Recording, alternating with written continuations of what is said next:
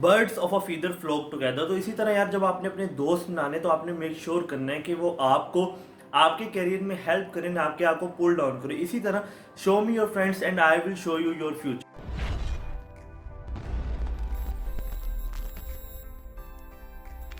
Hello seekers, I hope you are seeking success. तो यार मुझे पता है कि बहुत ज़्यादा देर हो गई इस वीडियो में, लेकिन यार मेरे पेपर्स हो रहे थे तो अब पेपर ख़त्म हुए तो मैंने सोचा वीडियो बनाते हैं। अच्छा, आज जो वीडियो बनाने जा रहे हैं वो रिच डैड पुअर डैड की एग्जैक्टिव समरी पार्ट 2 और ये फाइनल पार्ट होगा।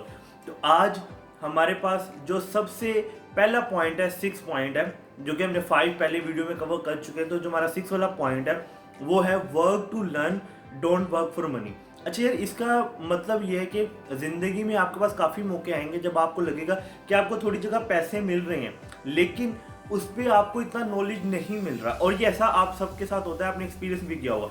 तो इसमें रॉबर्ट कियोसाकी ये कहते हैं कि जब आपके पास ऐसी सिचुएशंस आए तो आपने वो काम चुनना है जिसमें आपको सीखने को मिल रहा है। क्योंकि जो आप 1 माह का सीख लेंगे या 1 साल जो आप सीख लेंगे ना, वो आपको पूरी दुनिया के लिए, पूरी जब तक आप जिंदा रहेंगे या जब भी जितनी भी वर्ल्ड रेवोल्यूशन आई हो, वो आपको हेल्प करेगी। इसी तरह अगर मैं मिसाल दूँ, जब इनका इंटरव्यू हो रहा था रॉबर्ट कियोसाकी का, तो जो सिंगापुर की रिपोर्टर इनका इंटरव्यू करती हैं वो यही बताती हैं कि मैं काफ़ी अच्छा लिख सकती हूँ, लेकिन अभी तक मैंने करियर अपना होते हुए नहीं देखा। तो वो उसमें क्या करती है, क्योंकि वो जॉब कर रही होती है, फिर रॉबर्ट कियोसाकी उसे मशवरा देते हैं कि तुम यहाँ पे क्लासेस जाके अपनी क्लासेस लो और बिल्ड करो कि किस तरह सेल करना है। और within no time, in the 1 year, वो जो थी वो सिंगापुर की one of the best sales trainer थी। तो इसी तरह आपने जब भी काम करना है, प्रायोरिटी देनी है अपने लर्निंग करियर में कि आप वो काम करें जिससे आपको सीखने को मिल रहा है, ना कि वो काम जो कि आपको पैसे दे रहा है। फॉर एग्जांपल, एक जगह आपको 15,000 मिल रहा है पर मंथ, लेकिन आपको सीखने को नहीं मिल रहा। लेकिन एक तरफ आपको कोई पैसे नहीं मिल रहा,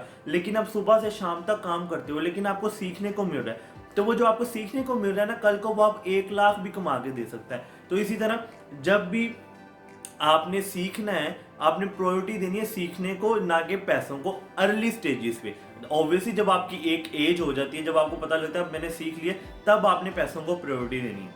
उसके बाद मैंने यार एक चीज़ देखी कि जितने जो ये दुनिया है ना, इसमें बहुत ज़्यादा टैलेंटेड लोग हैं, लेकिन उन्होंने कभी ट्राई नहीं किया, चीज़ें सीखी नहीं है। मैं पर्सनली ऐसे लोगों को जानता हूँ जो बहुत ज़्यादा टैलेंटेड हैं। इवन कि मैं कहता हूँ कि यार मैंने उनसे ज़्यादा टैलेंटेड बंदे नहीं देखे, लेकिन फिर भी क्या है कि वो इन चीज़ों की तरफ आते ही नहीं है। वो अपनी सैलरी पे ही स्टक रहते हैं और कभी ट्राई नहीं करते। अच्छा, उसके बाद जो हमारे पास 7 पॉइंट है वो है ओवरकमिंग ऑब्स्टेकल्स। अच्छा, ऑब्स्टेकल्स में रॉबर्ट कियोसाकी ने बुक में 5 पॉइंट्स को बताया। वो है fear, cynicism, laziness, bad habits और एरोगेंस। अच्छा, फियर के बारे में कोट बड़ी मशहूर है कि fear kills more dream than people ever did. तो जो आपका फियर होता है ना, कि वो आपको बहुत चीज़ों से रोक लेता है। फॉर एग्जाम्पल, आप रिस्क लेना चाहते थे लेकिन आपने रिस्क नहीं लिया, और क्या पता वही रिस्क लेना आपकी कामयाबी की पहली सीढ़ी होती है, लेकिन आपने कभी ट्राई नहीं किया।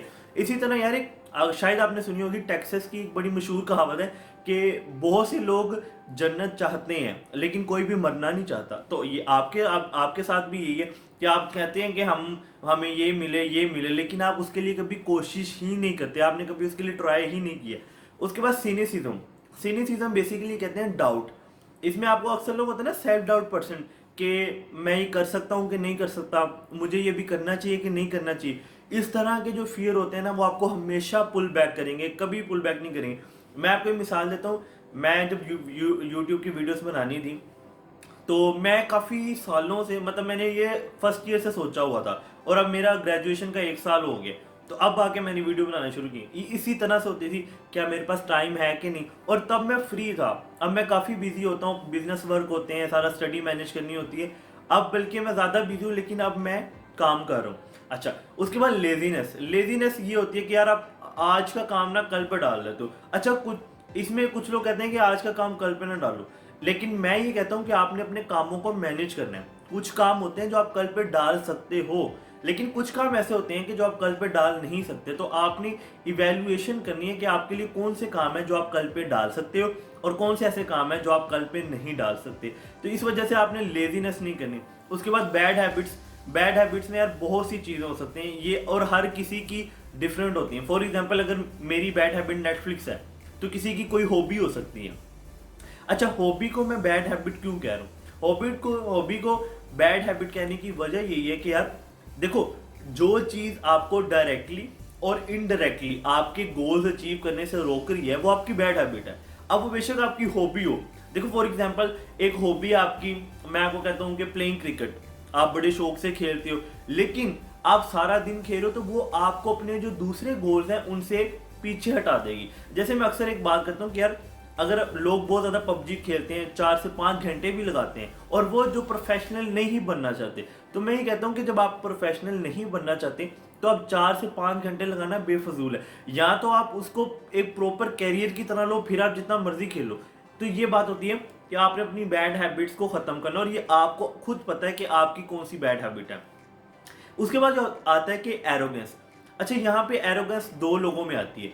एक वो होते हैं जो जिनको बहुत ज़्यादा आता है और वो बहुत ज़्यादा कुछ जानते हैं। एक होते हैं जो अपनी लर्निंग स्टेज में होते हैं। फॉर एग्जाम्पल अगर मैंने कोडिंग सीख ली है, तो मेरे में ना एक एरोगेंस आ जाएगी कि यार अब मैंने कोडिंग सीख ली। लेकिन ऐसे बहुत ज़्यादा कोडर होंगे, जैसे कि गूगल वगैरह में इतने ज़्यादा, माइक्रोसॉफ्ट के मैनेजर, ये ईटीसी, वो मुझसे बहुत ज़्यादा जानते हैं, लेकिन उनमें ये चीज़ नहीं होती। तो आपने ये चीज़ देखनी है कि जब आपने लर्निंग कैरियर में हो तो आपने कभी भी एरोगेंस नहीं करनी। तो ये जो चीज़ें यही आपको आपके गोल्स की तरफ लेके जाएंगे। उसके बाद यार 8 पॉइंट आ जाता है कि थिंग्स गेटिंग स्टार्टेड। अच्छा, इसमें बेसिकली रॉबर्ट कियोसाकी बहुत ज़्यादा मिसाल देते हैं कि आपने जो अपने गोल्स है ना, वो जो हैबिट्स हैं, उसको एक रियलिटी बेस रखना है। फॉर एग्जांपल अगर मैं कहता हूँ कि यार कोई पर्सन कहता है कि मैं रोनाल्डो जैसा फुटबॉलर बनना है, ठीक है, लेकिन वो उसके लिए मेहनत नहीं करता जैसे रोनाल्डो ने की है, तो क्या वो रोनाल्डो बन सकता है? कभी भी नहीं बन सकता।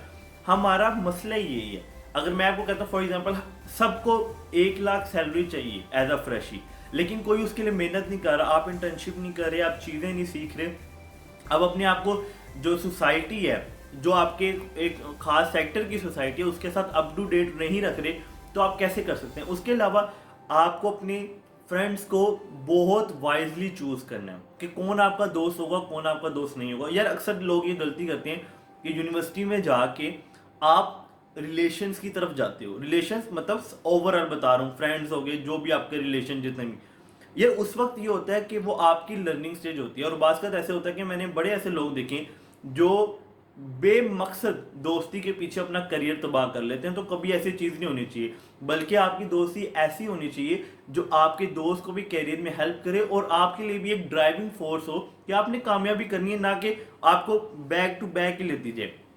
उसके बाद एंड पे 9 वाला होता है कि आप 9 जो पॉइंट है उसमें वो ये बताते हैं कि जो चीज़ें हैं वो किस तरह से आप न्यू चीज़ें अपनी डेली लाइफ में ले आ सकते हो। उसमें यह कि आपने न्यू आइडियाज सोचने हैं। उसके बाद आपने अपने आप को सेल्फ एक्सप्लोरेशन करनी है कि मेरा जेन किस तरह मैच होता है और किस तरह मैच नहीं होता। आपने ज़्यादा से ज़्यादा किताबें पढ़नी है, ज़्यादा से ज़्यादा चीज़ों को एनालाइज करना है। और एंड पे सबसे मेन बात है जो इस पूरी वीडियो का मैं आप कह सकते हैं खुलासा होगा, वो ये है कि एक्शन बीट्स इन एक्शन।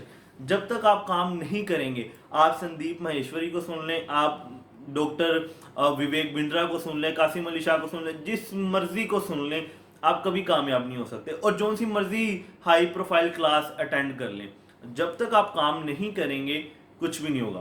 तो यार ये सारे पॉइंट्स से, अगर आपको वीडियो पसंद आई है तो मैं आपको ये नहीं कहूँगा लाइक डिसलाइक करें, वो आपकी मर्जी है, ना भी करें तो कह रहा है, लेकिन आप ये प्रॉमिस करें कि अब इस बातों के बाद आपने इन चीज़ों पे अमल करना है और अपनी लाइफ में चेंज लेके आना है। क्योंकि अगर किसी की भी लाइफ में चेंज आ गया मेरी इन वीडियोस की वजह से, तो मुझे लगेगा कि यार हाँ, मेरा पर्पस कहीं ना कहीं पूरा हो गया। तो thank you for watching the video. अल्लाह हाफिज़।